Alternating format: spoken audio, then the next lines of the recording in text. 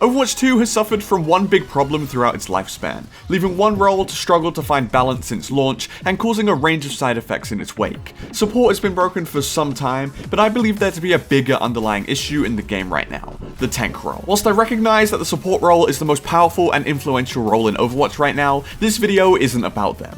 Blizzard have actively acknowledged the power in supports right now and has plans to tone them down via balance. However, I believe even the support issue to be partially caused by the disbalance in tanks. Let me explain.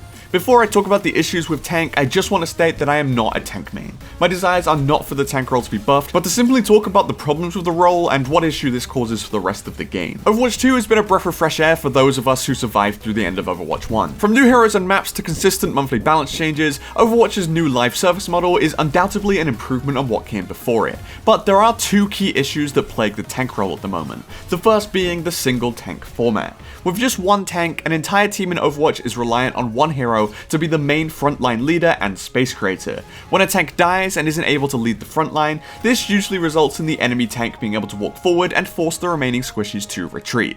The main issue with this is that every tank has a weakness. In Overwatch 1, you would have a second off tank that would usually mitigate your main tank's weaknesses. A classic example of this would be the old Winston D.Va combo.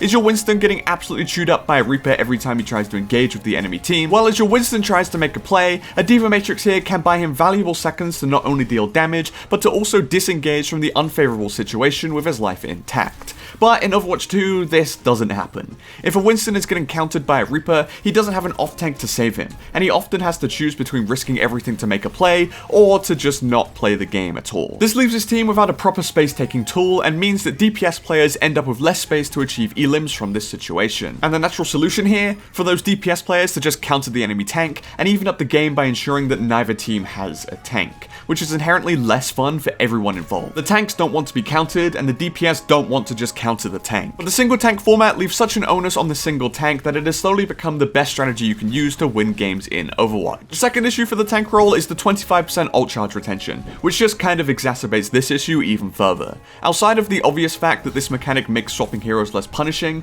it also introduces a great benefit to counter swapping after losing the first fight. And this certainly isn't a new issue either. Here's a clip of SVB explaining this super well almost a year ago now in his Group Up podcast. You actually get punished for winning the first fight, because here's what happens. You win the first fight, you farm them, you're on 30-40% ult charge.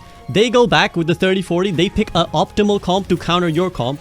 They come back for the second fight, they now get to build to 50-60% ult charge. You now lose on Winston, you're sat on 60% ult charge, and you're like, either I gotta go back and lose this ult charge, or play multiple fights losing to get my ult and actually now even the economy. In short, by counter-swapping after the first fight, you can effectively rob the enemy team of a large part of their ult economy, or force them to play a very disadvantaged comp. Admittedly, Blizzard have since changed the ult charge retention to 25% from 30%, but the issue still remains that counter-swapping is way less punishing than it was in Overwatch 1, and it leads to a whole range of knock-on effects for how the rest of the game plays. Overwatch 2 introduced the concept of a Giga Tank to make up for the solo tank problem. On top of almost every tank getting an overall buff to their health pool, they also got added abilities to help them survive in combat.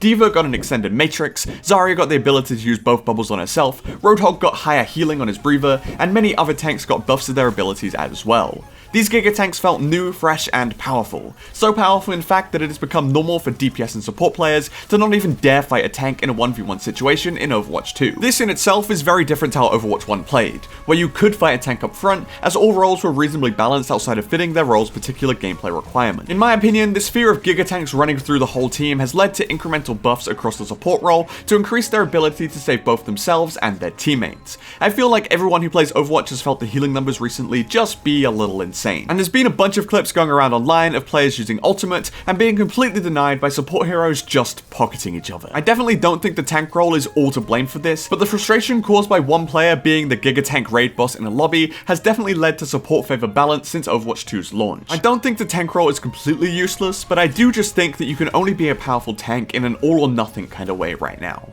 We've all had those games where the enemy tank is just running it down main and murdering everything in their path, and the solution to this is usually to just counter swap. Since Overwatch 2 introduced these Giga tanks, they still have power, but it has increasingly become the job of the DPS to act as a mitigation to that tank power. Again, tanks can do it all when they have free reign of the field, but when they get counter swapped, they feel it hard, and can often do next to nothing without swapping themselves. This often leads to a super turbulent gameplay experience for the entire lobby.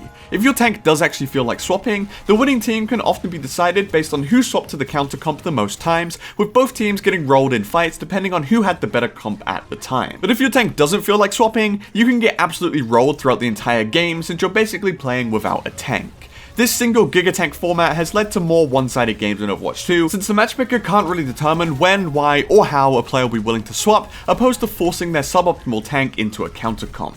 Tank players are often blamed for the classic tank diff when these super uneven games occur, and whilst there are a ton of situations where tank players lose games because of their own decision making, there are also a lot of roles that occur because the enemy team's DPS and support swap to counter the tank, but your own team are just letting the enemy tank run free.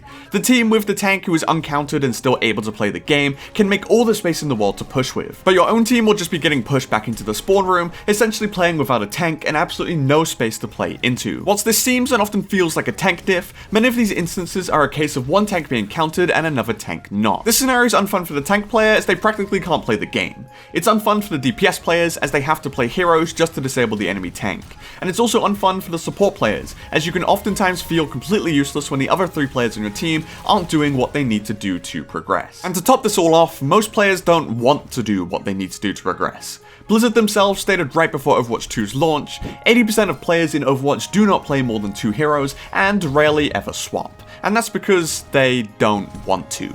I log into Overwatch to play the heroes that I enjoy. Whether that's Reinhardt or Wrecking Ball, Genji or Widowmaker, or Mercy or Zenyatta, every player on every role has a playstyle that they enjoy playing, and a select few heroes that satisfy their gameplay expression. Having to switch around and swap onto heroes that you have no interest in playing really diminishes the overall game quality of Overwatch. Outside of role balance and matchmaking issues, the core fundamental way of playing Overwatch has been heavily disrupted by the rework going into 5v5. Do I think that 6v6 was perfect? Absolutely not. But do I think that 5-on-5 presents its own unique problems and challenges to the core gameplay experience of Overwatch that have yet to be addressed? Absolutely. However, the state of the game has still improved so much since Overwatch 1, so I do still lie my faith in the team at Blizzard to look into these issues and come up with a solution. And hopefully one day I can play a single ranked game on tank without hearing the dreaded sound of Bastion strutting through my health pool, or the harrowing sound of Reaper's footsteps chasing me around the map, or because I wanted to play my favorite hero just like everyone else.